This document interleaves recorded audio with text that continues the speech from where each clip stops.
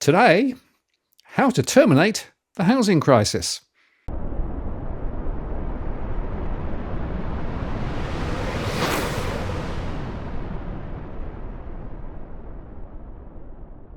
Hello again, it's Martin North from Digital Finance Analytics, welcome to this post covering finance and property news. Today, I'm joined by John Wright again. Hi, John. Nice to see you back again. Yes, Martin, it's good to be back. Yes, it's been a while, but I thought we should have another chat if you had time to allocate. So, good to be back. And just to say that, you came on a few months ago with your new book about the carry trade and Australian housing, which I think was a very, very thought-provoking show. And then we did another show more recently, which was a sort of another deeper dive and explaining more about why this is such an important issue. And we used the analogy in, I think, Star Wars at the time, which was quite good. That's right, we did. And today we're going to use the analogy of Terminator. So I love it. The Terminator, yes. So I'm changing it a bit. So I'm calling it "Come With Me If You Want to Afford a Home," terminating the Australian housing crisis. So the reason that I'm doing this is, well, first of all, it's good to go back to the 1980s when talking about the housing crisis, because I think there's so many videos out there about the housing crisis now that it's kind of a bit dull. And I wanted to make, the housing crisis is as interesting and as fun as it can possibly be. So the action films of the 80s, they're things that I remember as a small boy. I'm a Gen Xer, so they were important to me, and they sort of communicated serious messages, I think. So today I sort of want to unpick the 1984 classic Terminator, which I think is very relevant to the housing crisis, and it's got something important to tell us. So beyond that, what I'm trying to do, this is still based on the last presentation that I did, but this one sort of zooms out a bit. And I want to try and get us to think differently about the housing crisis. I really want to sort of change the parameters of the discussion so that we come out of this and we've got a new poles that we can orientate ourselves around. So I'm trying to generate interest. But I'm using Terminator because it's about, it's a brilliant script. It's James Cameron, possibly, next to Aliens, possibly his best film. And it's about changing the unchangeable. It's about a protagonist, Sarah Connor there, who fights back against the impossible, and she becomes like the savior of humanity, basically. And she has to learn how to fight back. And Kyle Reese here tells her how she can go and become the savior of humanity. So that's kind of what I want to do. I want to really get into Terminator and talk about the housing crisis in these terms to make it interesting and to deliberately try and get people to think differently and to see the crisis differently and to see that they have options. So there are three parts to it I want to drill down to. When Sarah Connor escapes tech noir with Reese to start with. Then she, at the police station, she goes to the police station and escapes. And you've been written into this, Martin. I've written you into this story that I'm going to tell. And you're at the police station. So we'll catch up with you there. And then they go into the desert. And Kyle Reese teaches Sarah how to fight. So we'll do that. We'll do that at the end. There will be some boring bits, and I'm sorry, I'm an academic. I have to put sort of boring content in there. So there will be some slow spots, but let's see how we go. I'm generating interest. I'm trying to get us to think differently about the housing crisis and what we might be able to do to get out of it. So let's start here. So let's start at the London School of Economics and Political Science, where I worked for quite a long time, and where I returned to in 2024 to write the book. So here's their coat of arms: rerum causis cognoscere. How do we understand the causes of things? So this is the motto of the school, and it's a school of economics and political science. So there are various ways to go about understanding the causes of things. So I worked mostly with health economists at the LSE, and they're great guys. They're probably the most useful of all the economists, I would say. I'm a bit biased, I suppose, at the LSE. But they work within a system. And the system is the English National Health Service, and they try and make medicines free and available at the point of access. And so they need to price them. They need to decide which medicine's more cost effective than the other, et cetera, et cetera. But they do this within the larger framework of the English health system. So there are various ways to go about doing economics. And last week, I sort of was possibly a mistake last time, but I introduced Bill Mitchell, and I made contact with his work. I say it's not a mistake really, but so nobody would really know who he is. He's at the University of Newcastle. He's strongly associated with modern monetary theory. He's a brilliant economist. And I said that his work was similar, his question was similar to mine. How does fiat currency work within a system of floating exchange? So, and I asked last week, how does the housing sector work? So I said that there was a similarity between, so I made contact with that body of economists. Now I'll do something different. And I probably should have talked about him. I said the housing sector works like a carry trade last week. So that's still something, perhaps you should put a link in the program here, Martin, to where you can go and learn about carry trades. It's still very relevant. But last week was technical. This week's going to be a bit more macro. But the economist that I want to make contact with this week is someone who you probably know on the internet, someone I think who's been on your shows, Martin. And that's Steve King. Now, he is very active on YouTube and on the internet. And his big contribution is that banks create money. And this will become important as the show goes on. So banks aren't intermediaries between creditors and between people with money and people without. Banks actually create money through double entry bookkeeping, and he's correct about this, and that'll become relevant later on. So the implication of Steve King's work is that banks we trust banks with our currency. They create the currency and they allocate it to sort of productive investments. So they kind of work for us in some ways. That's the implication of his work. But the other thing he says that's often forgotten is understand systems and not causes. So Steve King doesn't like certain types of economists, the neoclassical economists. He wants to get rid of them and replace them with biologists and engineers and stuff like that.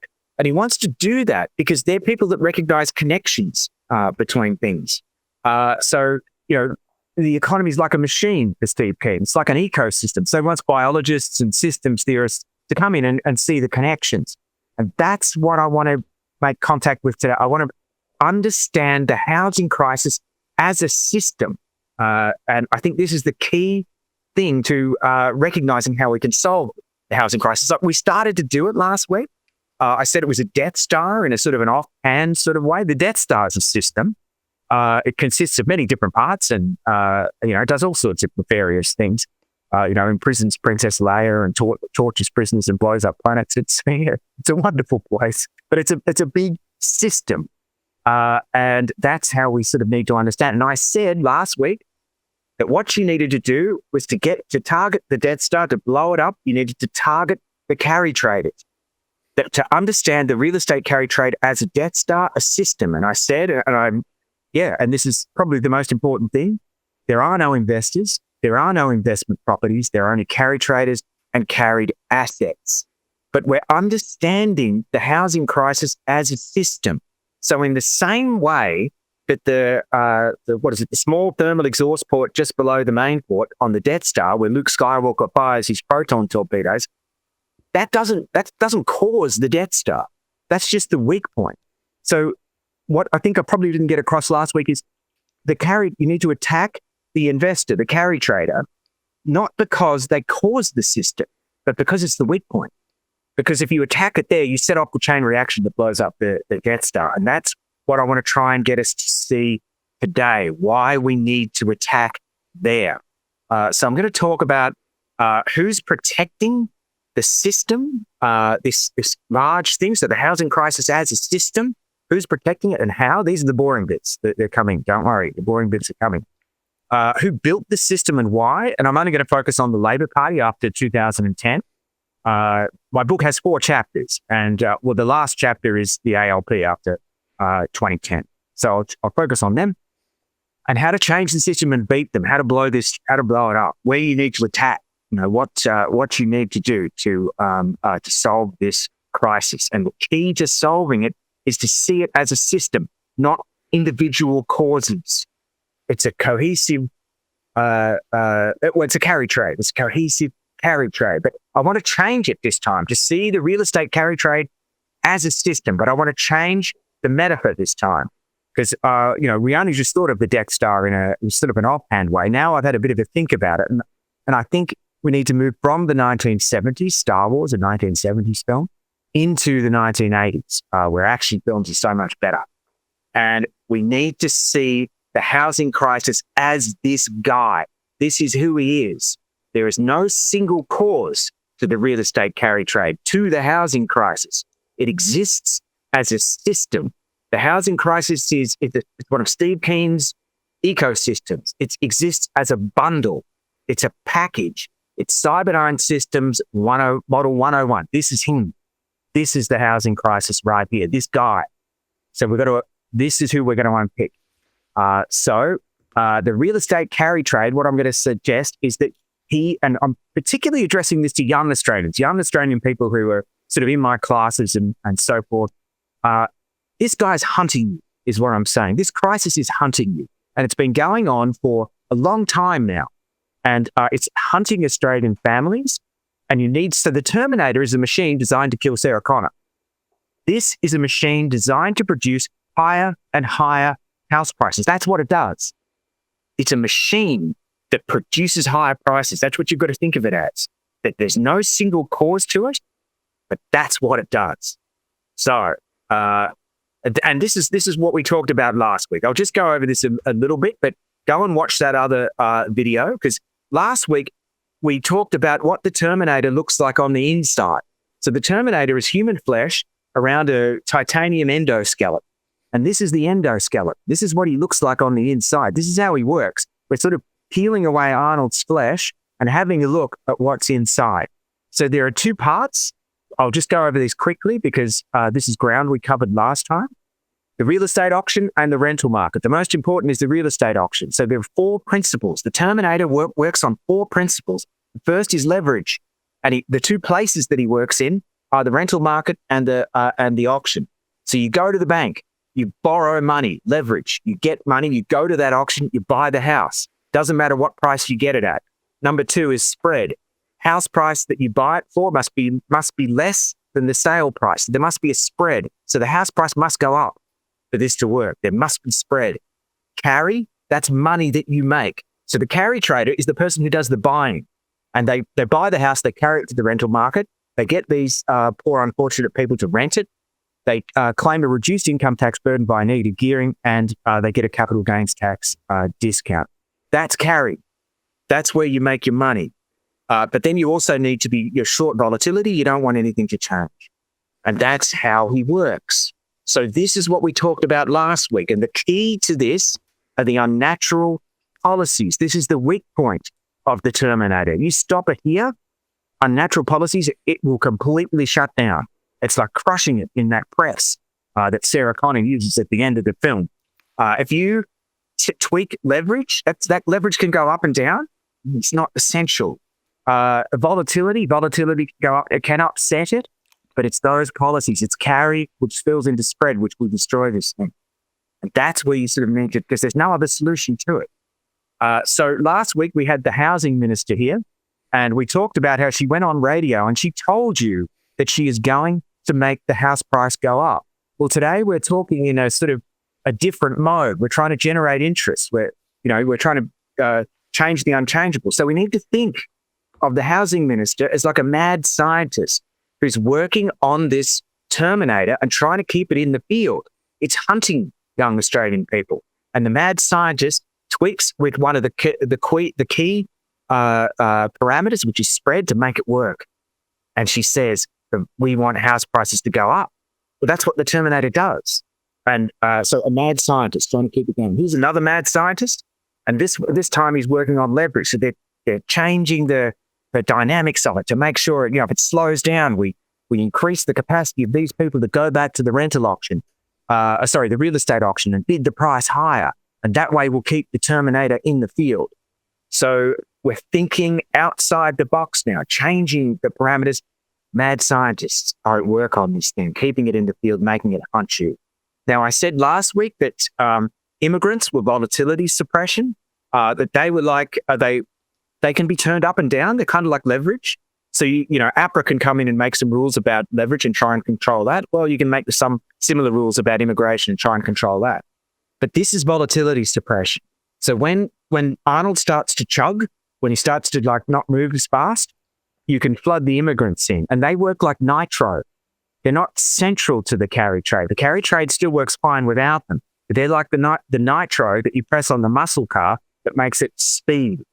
So they're not central to what Arnold does. So if you take them away, it still looks fine. It still works. It still works just fine.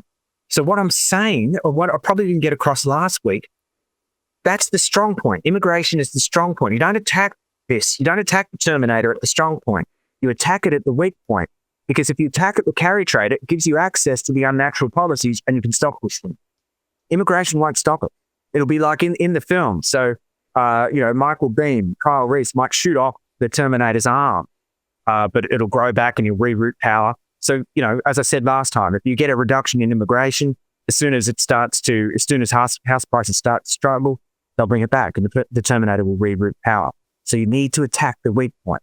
But that's all last week. Then that's just a catch up.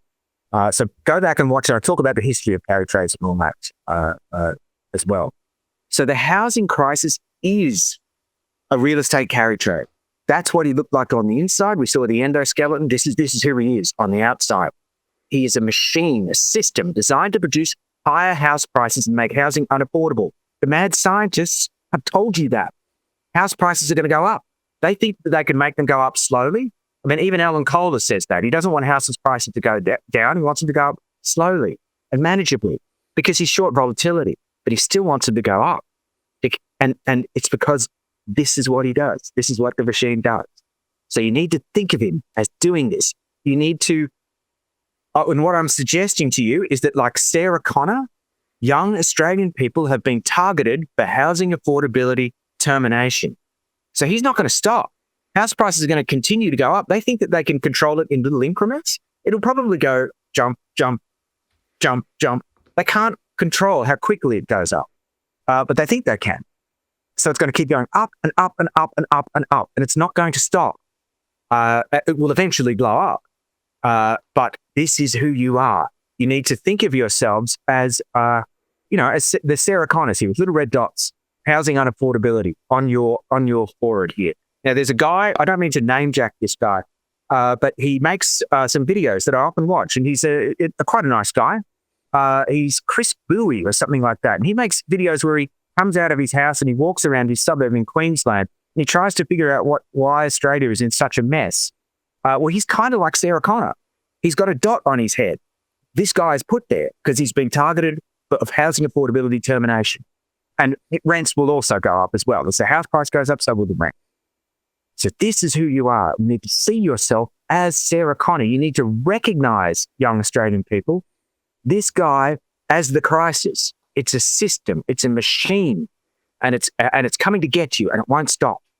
That's who you need. That's who you need to see yourself as. And then you need the hero of our film, Kyle Reese, to come along and to explain it to you. Come with me if you want to afford a home. And this is what he says to Sarah in that brilliant moment in the club in Tech Noir, I think it's called. So this is how you need to see it. Come with me if you want to afford a home. I'll teach you how to understand this Terminator and what you need to do to get rid of it. So I'm also, now the first thing I'm going to do, little experiment, I'm also talking to people, not only young Australians, but this guy also targets the bank of mum and dad. So I don't know if you remember the film, Mark, but the first thing he does is he comes back from the future. He has to go and get some guns. So he goes into a gun store. So what I'm going to say here is you can actually reread this scene, and we're going to reread some of the scenes from the film. Could be the Bank of Mum and Dad. This could be, not a gun store, but it's, Bank of Mum and Dad. So he's going in and he's going to get some leverage. You need leverage to run the carry trade, not guns. So he goes in and he says to looks at the gun racks and he says, "Oh, you've got 2 children? Well, the average home price in Sydney is 1.8 million. Give me 200,000 for each child." So this is what he says. And then the Bank of Mum and Dad, this is how they think of themselves now. But this is what I'm trying to change with this attempt to get us to think outside the box. So here's Dad. "Oh, sure, pal. I know I have to help them. Whatever you say, I may close early today." So this is how we're thinking of it now. "Oh, I guess I have to help them. I understand that." He doesn't care about that. This is not a legitimate transaction. So I'm trying to push you out of your reality here into a new way of thinking about it. This is not a transaction. The Bank of Mum and Dad is a shakedown of Australian families. This guy comes in and he takes everything the family owns. The Bank of Mum and Dad is a payoff. It's protection money. It's leave my kids out of this. This guy's going to come back for the grandkids. He's not going away. He's going to come back. And when he comes back, he's going to want even more money. So I'm talking also to the Bank of Mum and Dad, and I'm talking to the beneficiaries of the Bank of Mum and Dad, whose grandkids, you'll be in this position, and he'll want probably money that you don't have. So this is for you too. So you can see what we're doing. I'm playing with the identity of the film. Remember that. I'm playing with its identity and what it means and how we can understand it and what you must do. And I think this is the only way we can get out of the crisis. So I'm saying this to you too, Bank of Mum and Dad.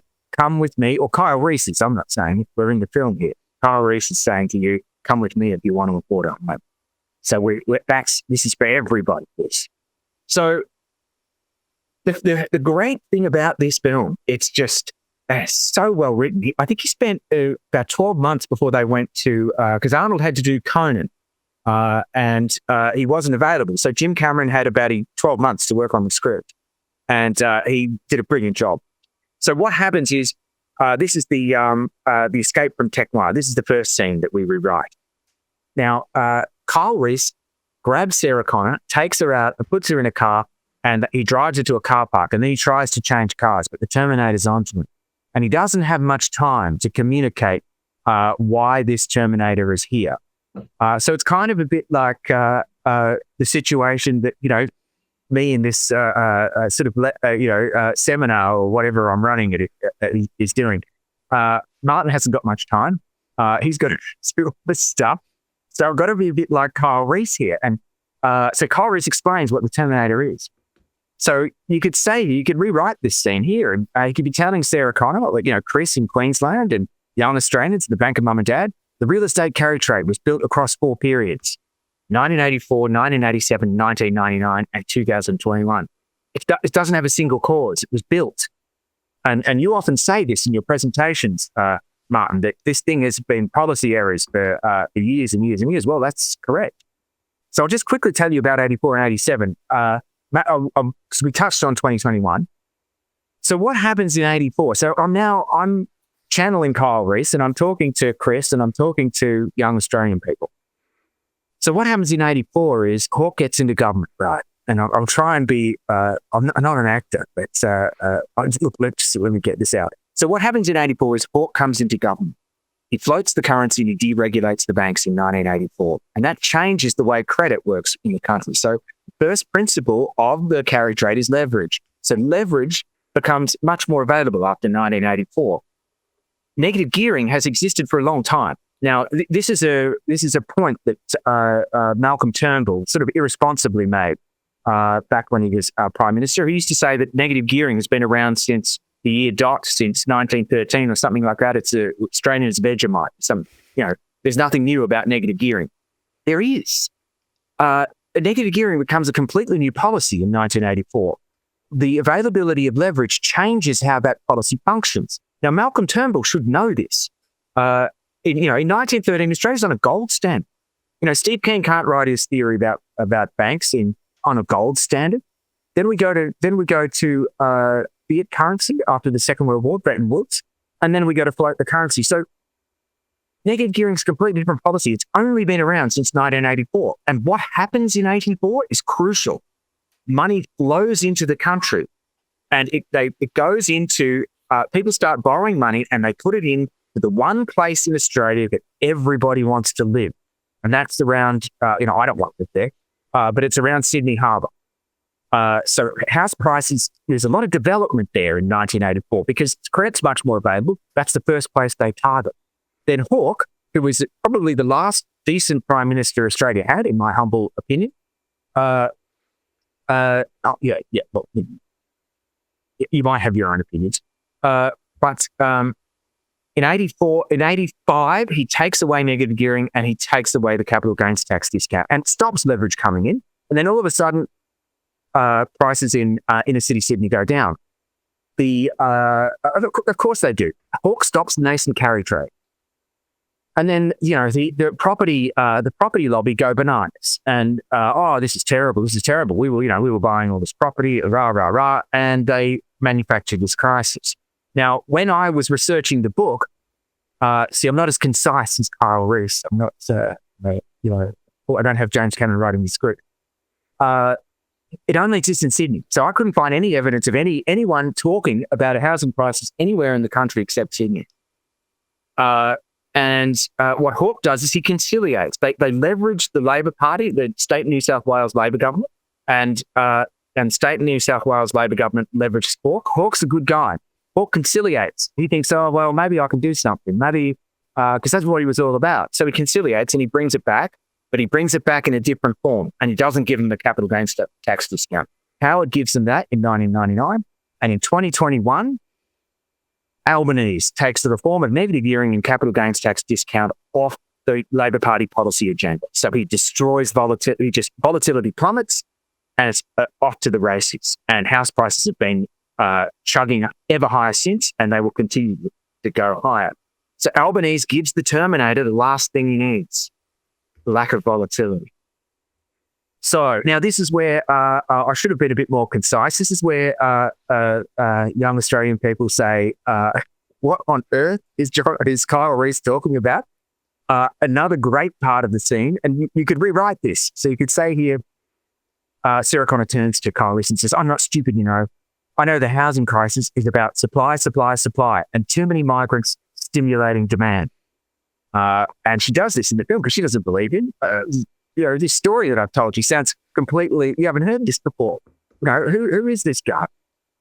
And then the trailer, the scene for the trailer, Martin. This is the classic scene. Now, because I love the film so much, and I'm playing with the identity of the crisis, and I'm going to labor this because I want to push you to think differently about what's happening to you. I'm trying to generate interest, but T1 is about changing the unchangeable. It's about teaching Sarah Connor to fight and, become the savior of humanity. And I want to use her journey to show you how to fight back.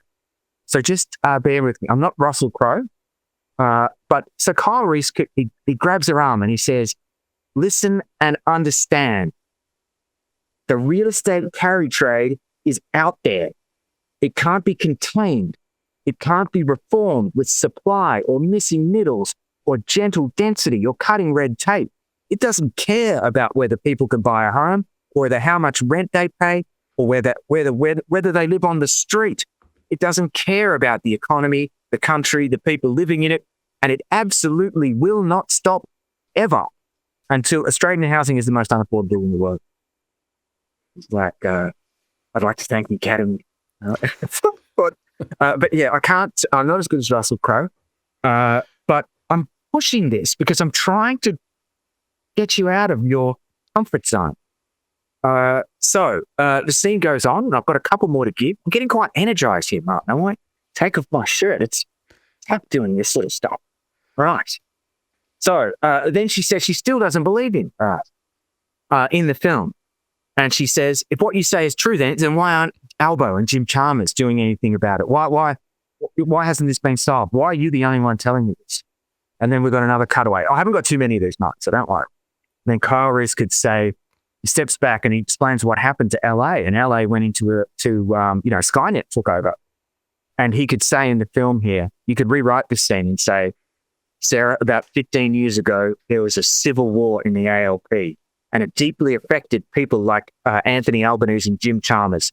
They knew it was wrong, but they watched it happen on television like everyone else. They tried to put things right. But when they lost the next 3 elections after that, they forgot who they were and what a Labor Party is supposed to be. Now they're afraid of politics. They're in government, Sarah, but they're just careerists, and they don't know what to do either. So it's the brilliance of the film. Now, I'm pushing it. I'm probably trying your patience, and you haven't heard anything like this before, but I'm doing it deliberately to get you to think differently. Because, after we get out of Martin's police station, we'll go off into the desert, and I'll talk about what you can do to stop this thing. So then what happens is, then we go to Martin's police station. Then we say, can we stop this guy and solve the housing crisis? He starts to believe it. And can we stop the housing? Reese, can you kill us? He asks him. And he says he doesn't know. So I say here, it's about more than that. It's about saving the Commonwealth. Maybe we can escape with a deep recession, but the real estate carry trade's a machine for putting up house prices. It won't stop till it creates a capital imbalance that collapses in on itself, until it creates a situation possibly like what we saw in 1997 in Asia. And if we can't stop this thing ourselves, when it finally blows up, you can have the IMF and the World Bank in here. He's dramatizing the scene, obviously. And they'll impose 10 years of austerity on us for the last decade. Maybe we don't know if we can stop it. We've got to stop it tonight, Sarah. We've got to do it now. So that's where that ends. The real estate carry trade. To stop this thing, you need to know who is protecting it and how, and you need to know who built it and why. Who doesn't want you to think about it in the terms that I'm presenting it to you, and how are they protecting you? Or how are they telling you that there's no Terminator out to get you when there is? So that's what we're going to go into. So what happens in the film is Sarah doesn't believe Kyle Reese, and this is where you come into the film, Martin. You're in. This is like DFA headquarters, and you're the guy down the back. You're Drexler sitting down the back like this, looking like me in a departmental meeting at the university. When's this going to end?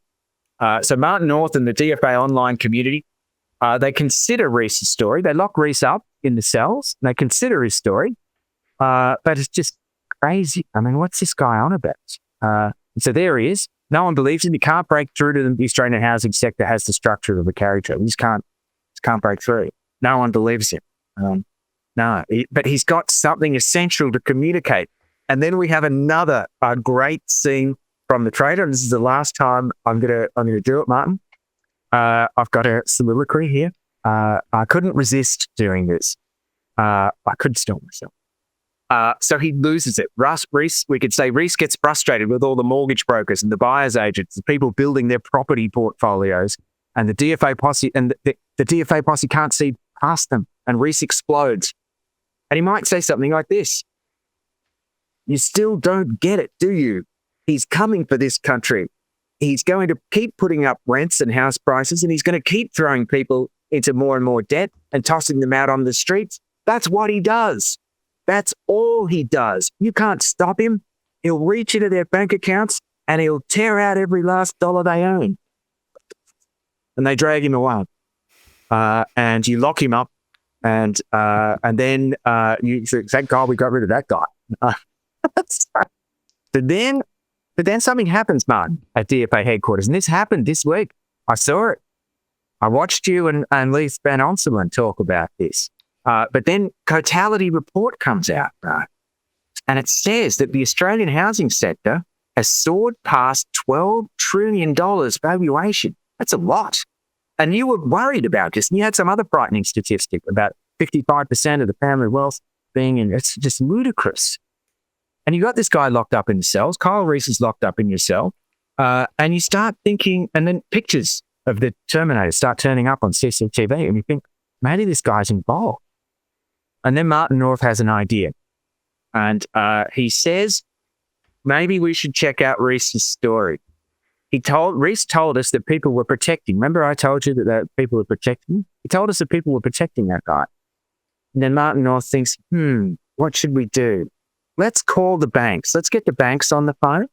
Remember Steve Keen talked about the banks? Let's call the banks and ask whether they've seen this guy. And they'll know whether they've seen him because Reese says that he works on 4 principles. So there's 4 parts to the Terminator on the endoskeleton, the capacity to borrow. So let's ask the banks, should we tighten lending, leverage, spread? Let's ask the banks, our house price is too high.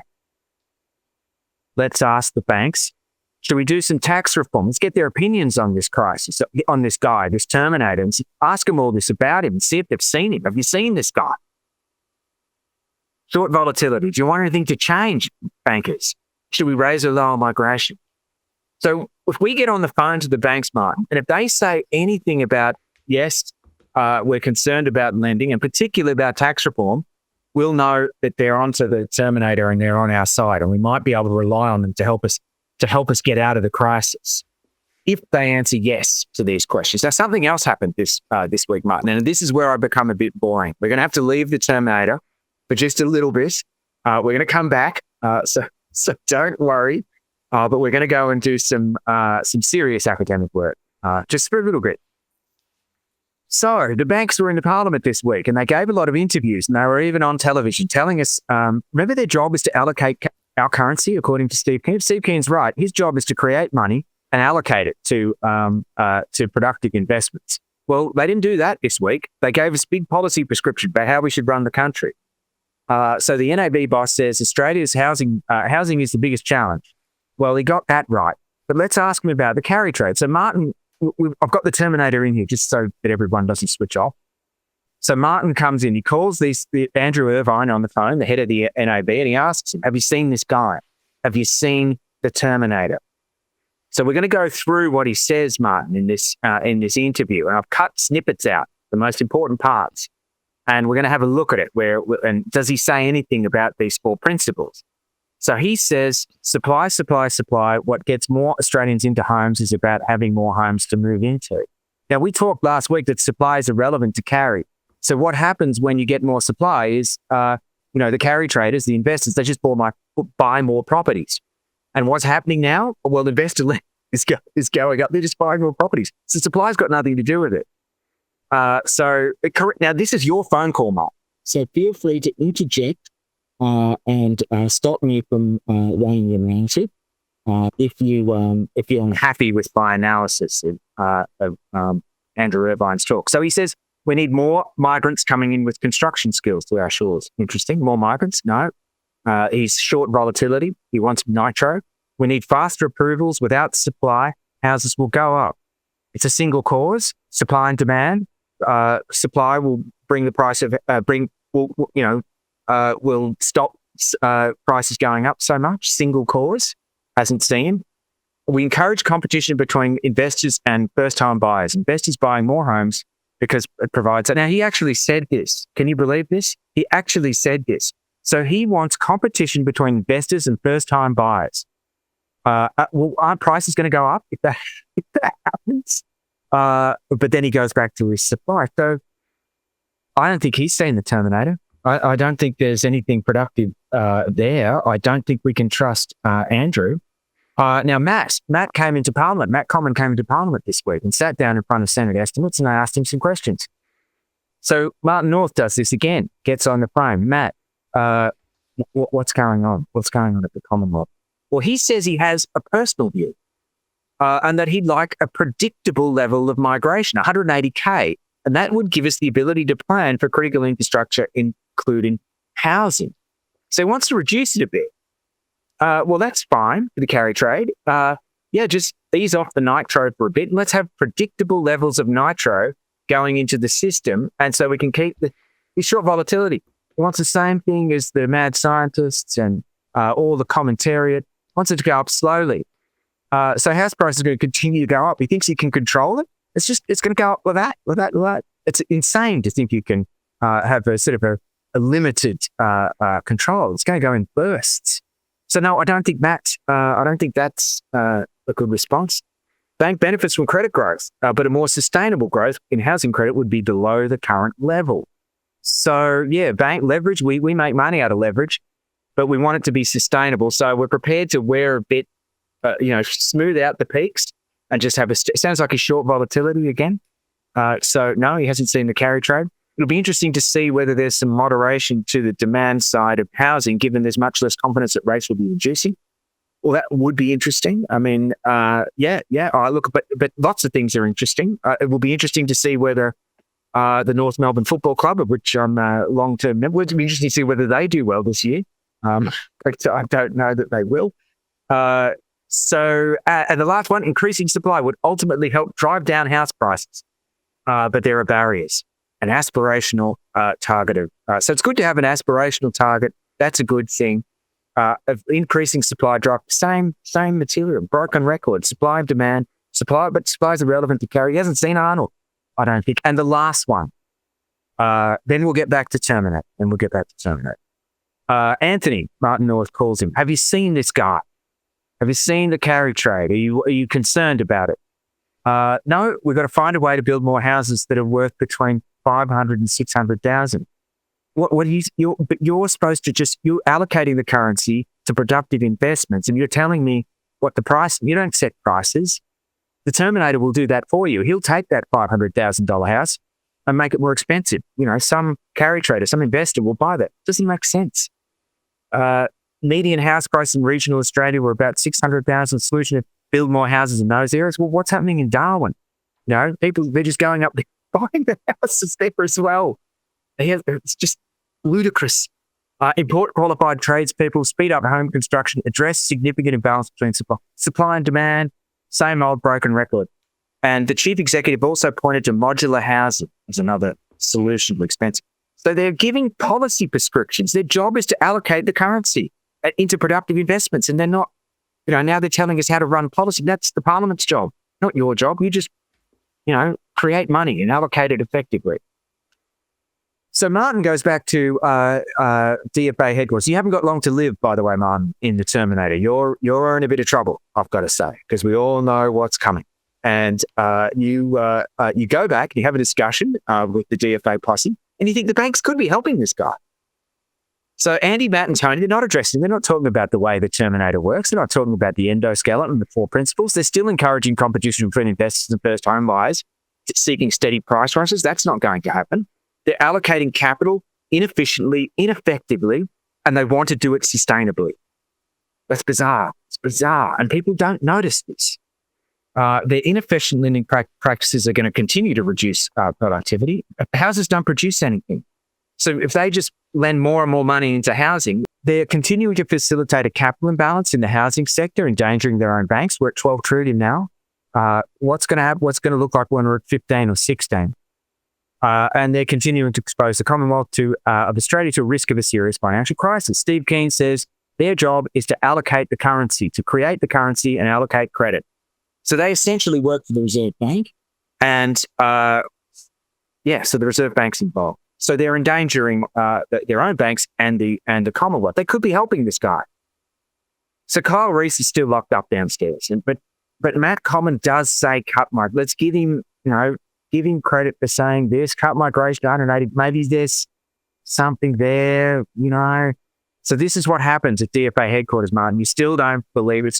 The story that I'm telling is still too weird. So Martin consoles young Australian people, and Chris from Queensland, saying the banks haven't seen the carry trade, but Martin can't believe they would be helping him. It's just too much, really. It's too much. Can't believe that this would be done. It's probably just a matter of cutting immigration and building more homes. We don't need to listen to this podcast. We don't Try to get some rest, Sarah. Now, this you can see why I've selected the Terminator, because we all know what's going to happen. You better check the front door of DFA headquarters right now, because I think I can hear a knock downstairs at DFA headquarters. Have a look at your security video, because someone's arrived. And he comes to the door, your front door, Martin. He says, "Hello, Martin. I'm a friend of," or he's speaking to one of your underlings. I'm a friend of young Australian people. I'm targeting them for high rents, indebtedness, and homelessness. I want to shake down the bank of mum and dad. I want to increase house prices so I can maximize my tax-free capital gains. And then he's read your memo. You've sent him a memo. We'll keep Kyle Reese locked up. And your underling says to the Terminator, "We spoke to the bank CEOs," the cop replies, "the problem is a lack of supply. We need to build more houses, because the best way to get, young Australians to build more houses, that's what we're going to do. That's what we're going to do." And the film is brilliant here. It pauses and shows dull bureaucratic practices that are supposed to keep the Terminator out. And, these cookie cutter solutions, the cause and effect solutions that they all have to the housing crisis. It's the same. It's the bureaucratic process trying to keep out the Terminator. We're going to reduce migration too, the cop continues. Matt Common says, Matt Common, he runs a Commonwealth. Thanks a lot for making Australian. We cut migration, build more homes. Then we reduce demand and increase supply. It's just his personal view. It's not the bank's view, mind you. It's just his personal view. But we're going to go with it. He gets paid a lot of money. It must be right. Why would you listen to this program? And then the iconic scene, I'll be back, Martin. I'll be back. Increasing house prices is what this guy does. Increasing house prices is all he does. The mad scientists have told you that. If house prices struggle, then the real estate carry trade will wobble. Matt Common and the other protectors of carry will simply bring back immigration. They'll give it more nitro. Cutting immigration is kind of a false position from which to stop this guy. If you've got to think of him as a system. When you see him as a system, you realize that immigration is not going to do anything for this guy. It's going to slow him down, but it's not going to stop him. And the real estate carry trade's a system. This guy is not about single cause and effect. Before you reduce immigration, you must rewrite his programming to increase house prices, because this guy will increase house prices at all costs. That's his primary objective. Even if you're a rabid right-winger that doesn't want immigration or whatever, you're going to get more of it unless you change the programming to increase house prices. They're going to keep opening up the throttle to keep it going up, because that's what they want. The mad scientists have told you that. So this is Chris, this is Sarah Cotter. They know this. They kind of get this. They kind of sense it. They feel like this. You see them in classes, they're like this. They're scared. With immigration rising again, young Australian people realise that the programming of the real estate carry trade, Arnold Schwarzenegger, to increase house prices is stronger than the resolve of Matt and its other protectors to reduce immigration. Immigration is single cause and effect. It's irrelevant to the system. It slows it down, but it's not going to stop it. It's going to keep coming. And these guys, the other protectors of carry, they'll sell you out and they'll bring it back and they'll flood it with nitro. They've told you that they're going to do this. So why do you think you're going to stop it this other way? I don't know. So now I'm going to leave the Terminator reluctantly again, and we're going to go and play. This is the last boring bit where we talk about who built the carry trade and why. Because it's not single cause and effect. It's understanding it as a system, understanding when it was built and how it continues to be protected.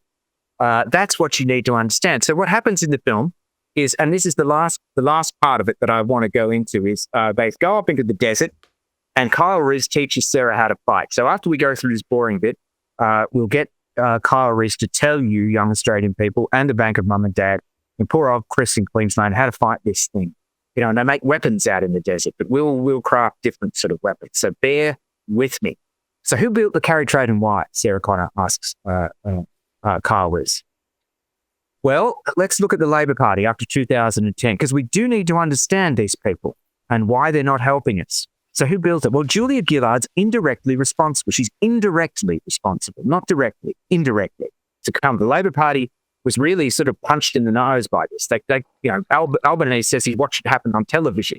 He couldn't believe it was happening. It was like one of those Star Trek episodes where there's an alternative reality where, Scotty takes over the Enterprise or something like that. It's weird, and you think this can't be happening, but it was real.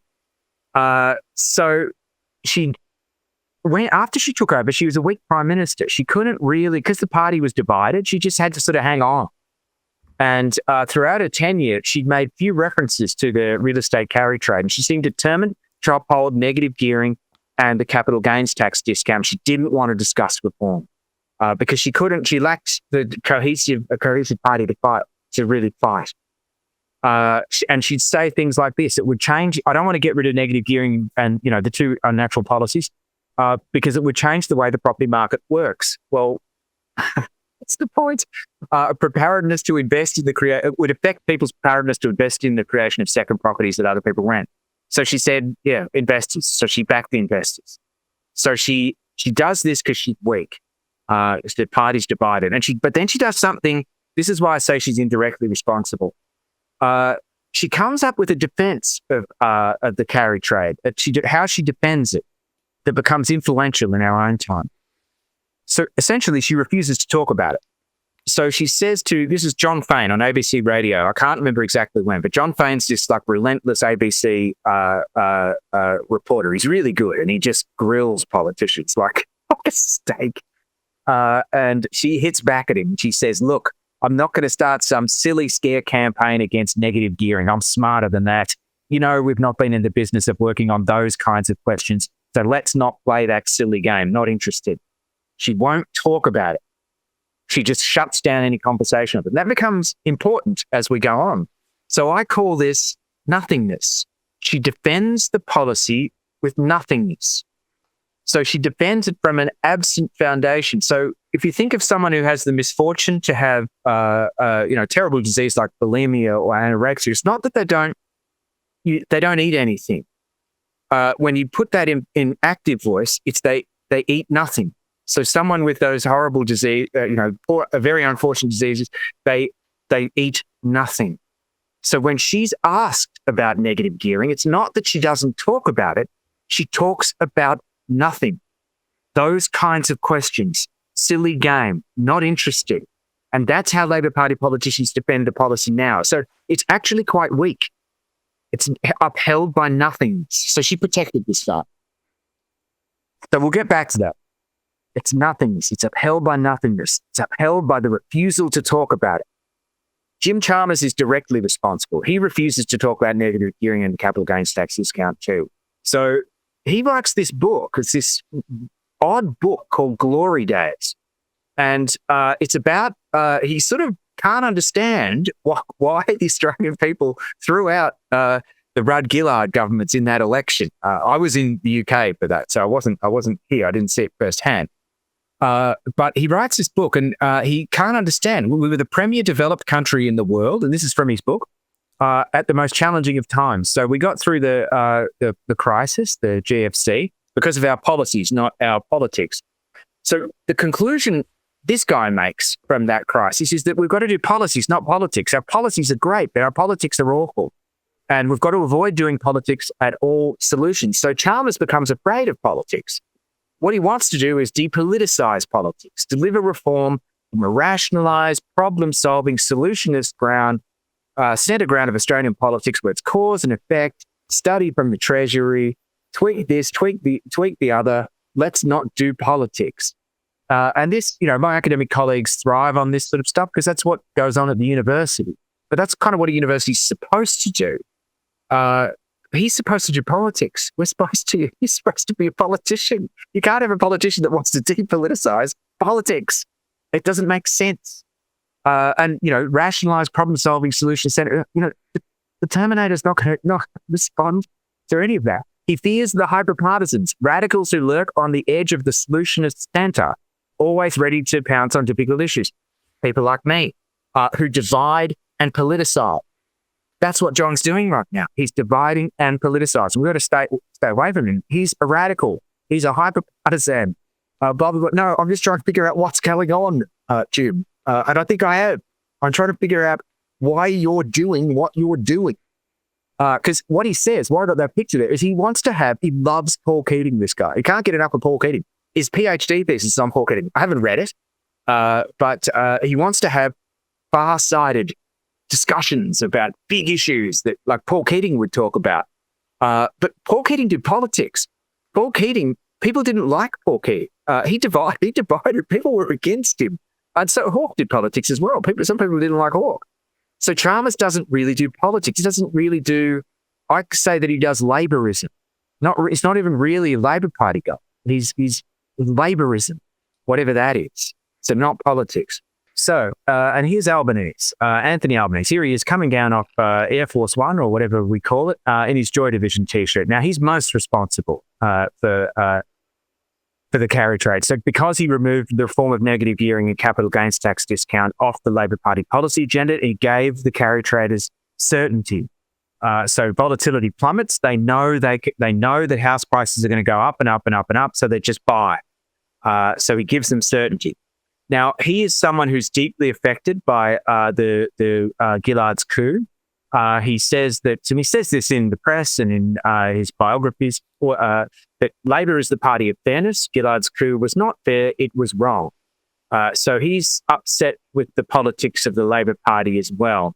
And what he wants to do is he wants to get Labor back into office after they've lost 2 elections. And so he sees the shortened times as short and dividing Australia, just dividing the Australian people, just like the Labor Party was divided. And, he wants to have long-term Labor governments in office. He is sort of an authentic member of the, Sydney sort of working class and so forth. He wants to make the Labor Party the natural party of government.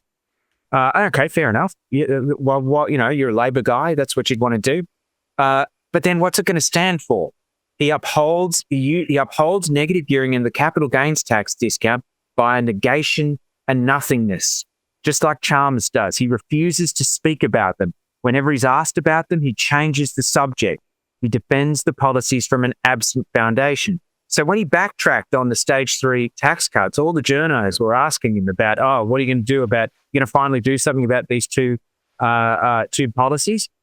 He wouldn't even mention them by name. And when I wrote the book, I found that he only mentioned it in a whole year in, I think it was 1, maybe 2 places, and then by, a slip of the tongue. So he would say, we're saying what we're doing, and the issue has no track with me whatsoever. No, that's not on my agenda. I'm telling you what we're doing, not what we're not doing. So he gets into all these sort of gymnastics, desperately trying to uphold the policy by not talking about it.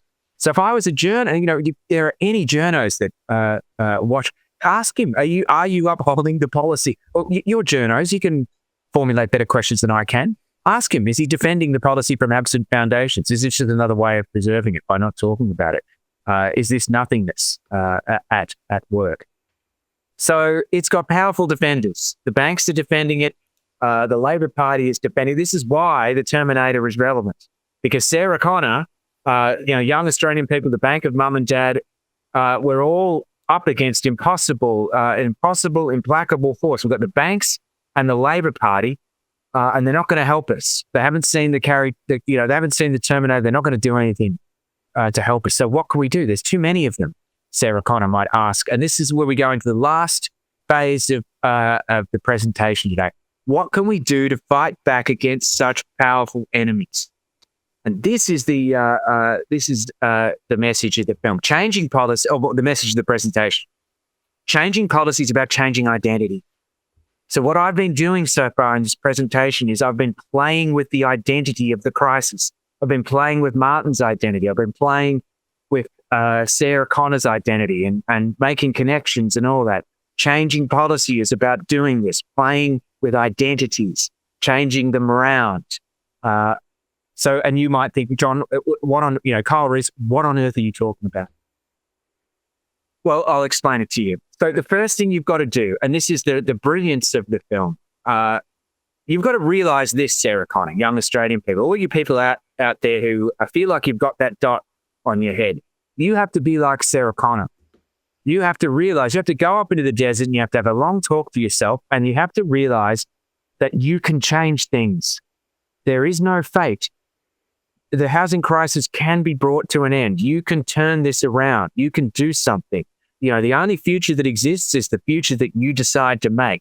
If you decide to stay out in the desert and not go back into the town and get the Terminator, well, that's your choice. But Sarah Connor in the film decides there is no fate and that she's going to change things.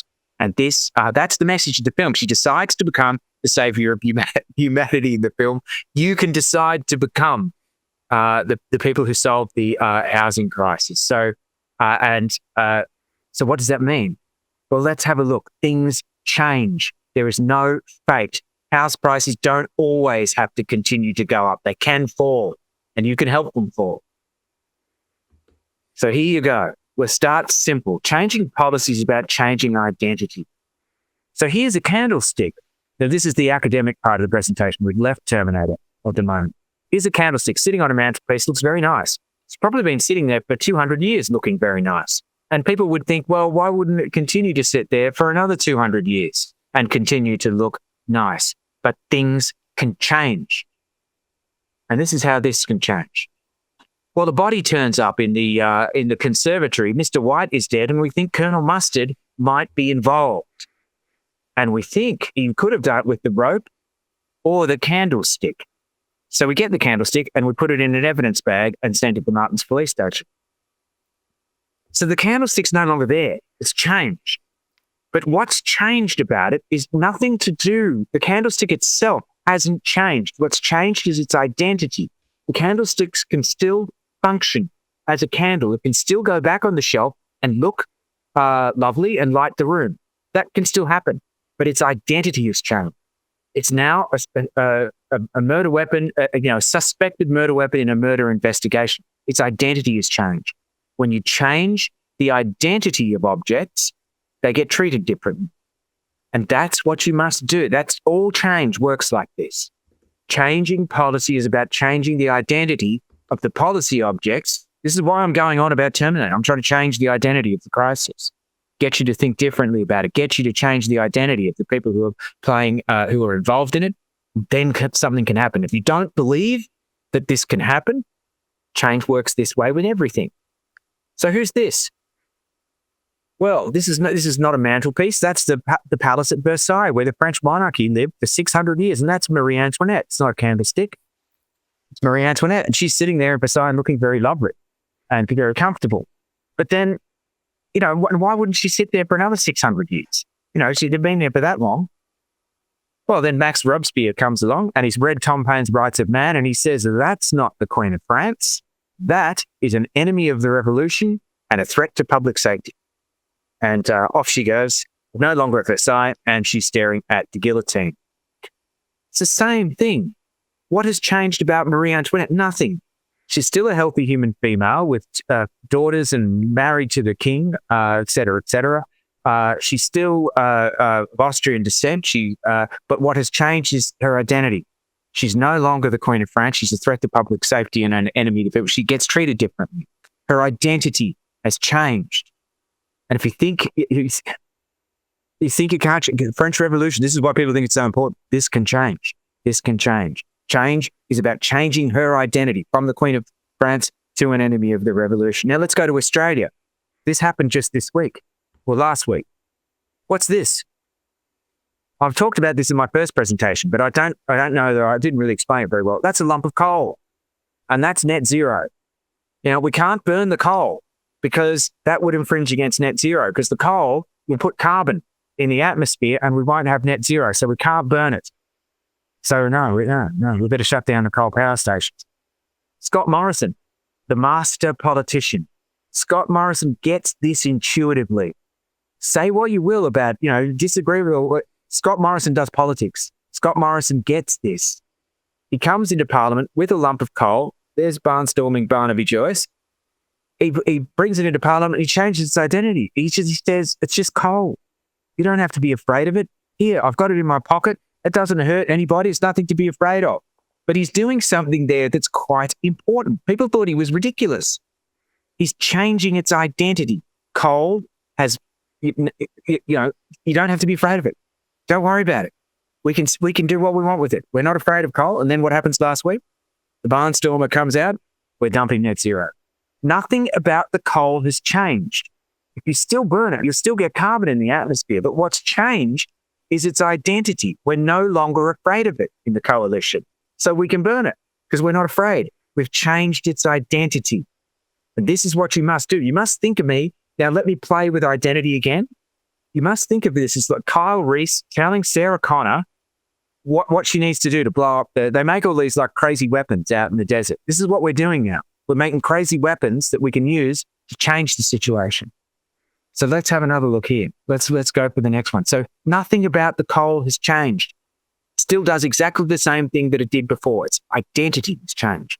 And the policy change follows, just like the French Revolution. Here we have, let's go back to 2015. Let's go back to Bill Shorten's just taken over the Labor Party. And the housing crisis is starting already. We've got these investors and they're making shed loads of buying and selling each other real estate and charging you rent and getting tax breaks.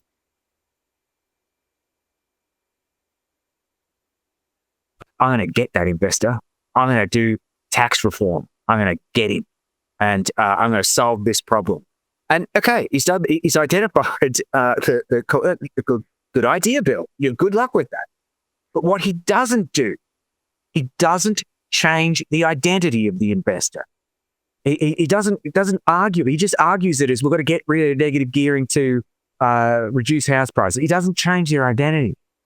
And then what happens? The master blaster comes back. Scott Morrison, the guy who intuitively understands. He probably couldn't articulate it in what I'm doing. It's not his job. That's my job.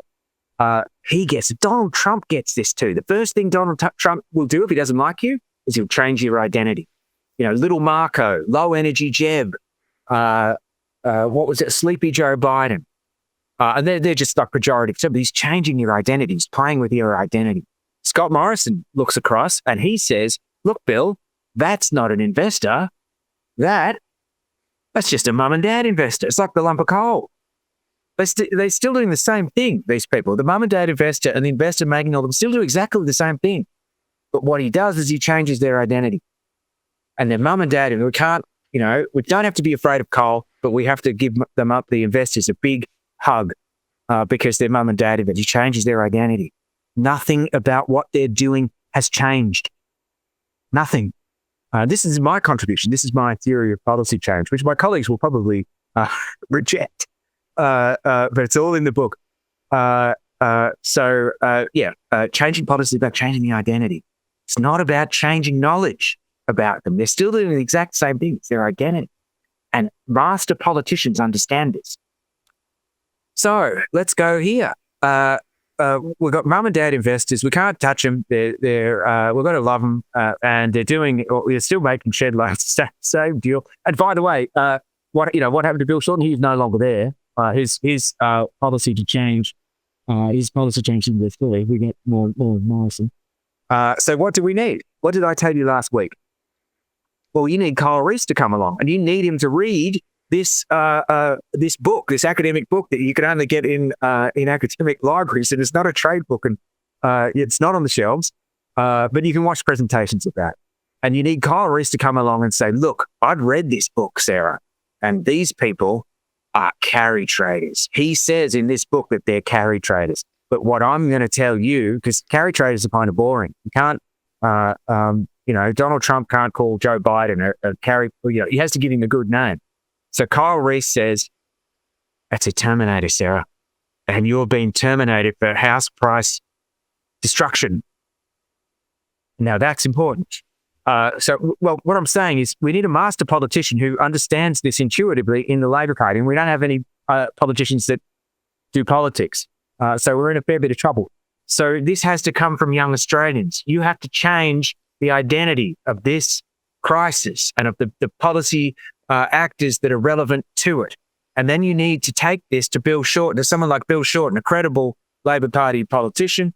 And Bill Shorten might say something like, I thought it was an investor, but it wasn't. And they're all still doing the same thing, mind you, whether he's a Terminator or a mum and dad investor or just an investor, they're all doing the same thing, which is changing their identity. We're playing with their identity. I thought it was an investor. Then I thought it was a mum and dad investor. But I actually think it's a Terminator. And now I'm going to do tax reform. So that's what you need to do. You need to change the parameters of the debate, play with the identity of the people involved in the debate, and get to tax reform, which is the only thing that will stop this crisis. It's going to keep going. Remember what I said? It absolutely will not stop, blah, blah, blah, blah, blah. These are the weapons. Now, this is why the immigration thing is not going. So let's put him up there. Now, this is what other people, like false prophets of reform, want you to argue something else. They don't want you to talk about tax reforms in Terminators. No, they don't want that. The banks certainly don't want that. They want you to have a fight over the identity of the immigrants. They want to say that it's immigrants. Oh, it's immigrants, increasing demand and not enough supply. Immigrants. What's immediately happened? Tax reform's off the table. immigrants have got nothing to do with tax reform. So if you make it about immigrants, you can't do tax reform. So that's problem number one. The next one is, what are you going to say about these people? So you've got to change that. If you are serious about that, you think that immigration is the cause. I don't think it is, but okay, you might. Great. Well, you've still got to change their identity. If you want the policy, change their identity. So what are you going to do? What are you going to say? Now, the best thing, the thing that they do say is that, it's supply and demand. It's about supply and demand. But they're not, you're just building knowledge about them. You're saying that this is what they do. They increase demand when there's no supply. You're building knowledge about them. Knowledge doesn't change policy. It's identity that changes policy. You're not saying anything about who they are. And you've got to say that if you want to change their policy. So to me, people who say this are not serious about changing things because they're just creating new knowledge. I can do that. That's what I do when I say that they're volatility suppression. I'm just creating more knowledge about them. But then I do put in and I say they're like nitro. You can flood the policy, but they're not central to it. I say that they're part of a system. So I do say something about their identity. And that's what takes them off my radar, that they're not important because I've got them in a larger system where it's not really them, it's the larger system. And they're a strong point of it. So this is what you need to say something horrible about them. Now, you've got a couple of choices here. You can do a Pauline Hanson and something completely ugly, what she did last week, and basically tells, intuitively she wants you to think, immigrants don't belong. They don't belong here. That's what she's saying, wearing a burqa into Parliament. It's horrible. And it's not going to sell because you need someone like Bill Shorten to come in and ultimately change these policies. So you've got to convince credible politicians. You're not going to do it behaving like that. The worst thing is that if you say that it's immigrants and you say that if you still want to do the supply and demand argument, which they all want to do, all the false prophets of reform want this. See, I'm changing their identity. See that? Someone else will change it for you. So this is what the banks will say. Remember our friends at the banks? They'll change their identity and they'll say, they're not immigrants. They're tradies. They're tradies and they've come here to help us build more houses, to build more supply. So the banks are changing the identity of the immigrants as well, but they're changing it in a way that suits them. All of a sudden, they're back up here and nothing happens because we have a big argument about whether it's supply and demand, increasing demand, or whether their trade is building more supply. And it goes round and round and round in circles and nothing happens. Attacking immigration is a losing play. It's a losing play. It doesn't work because it is a strong point of the system. And I've just shown you why it's a strong point. So if you're attacking immigration, you're not serious about this. You've got to be smarter than that, Sarah. You've got to understand how you're being manipulated because it's kind of changing policies about a fight over identity. We're fighting about the identity of these people. And now they're being changed back to, and nothing's going to change. So that's my message. You must change the identity of the crisis and of the people involved in it. Target the weak point, not the strong point. Scott Morrison wants you to believe this. They're not greedy investors competing, getting ridiculous amounts of money, et cetera, causing, all sorts of problems that we talked about last week. He wants you to believe this. He's changed their identity. This is the strong point. This is the weak point. The immigrants, I've explained why they're the strong point. So you need to change their identity. The small thermal exhaust port just below the main port doesn't cause it. They're not causing the Death Star. The Death Star, the Terminator is caused by lots of things, by Labor politicians and what happened in 1984 and all the rest of it. It's a system. It is a system. It doesn't work on simple cause and effect. So you need to change their identity. Target the weak point. The mum and dad investor is the weak point. Everything depends on that. That's what's holding the policy together.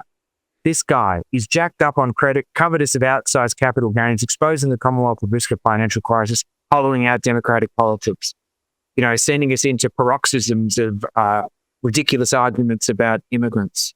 Target the weak point. So what does that mean, young Australian people? Go forth and meme, Sarah. This is what your generation does, Gen Z. You meme, go Go forth and meme about these people. Here's one.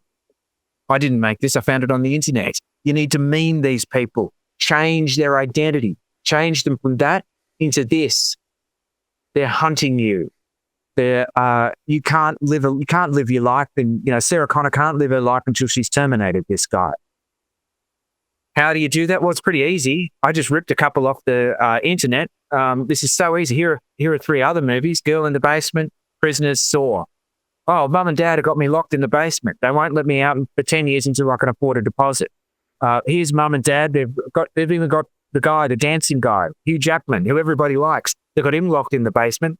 And when they need to feed their brats or go on a holiday, they go down and they slice off more meat and increase his rent and cook it for them. And then they're in Saw as well, and they're putting all these puzzles in front of us, and they won't let us out. They're keeping us in prison. We've still got the dot on our head. So you convince them of this. You change the parameters of the debate, and that's how you solve the crisis. It's the only way you can do it, because they've told you house prices are going to keep going up. It's all in the book. The book is about this. I've just explained the central argument of the book and the final chapter. There's 3 other chapters in there. Maybe I'll do presentations about them, but sometime next year. You've got enough. I've told you enough. So this, and I want to say, it's kind of like I'm Gen X. I'm a Gen Xer, and I grew up with this stuff. And I was like, deeply involved in these. They're very important to me as a kid. So there's no fate, Gen Z. You can change. Go with her if you want to afford a home. You better become like Sarah Connor. Gen X are a bit weird. Gen X hate the boomers, but Gen X, you can't really trust them because you don't know which way they'll flop. They could easily betray you. They could easily be on your side. But mostly I think they're pretty solid. And they say that Gen Z and Gen X have something in common. Go with her if you want to afford a home. That's all I got to say, man. Sorry, I've gone off, but that's what I wanted to say.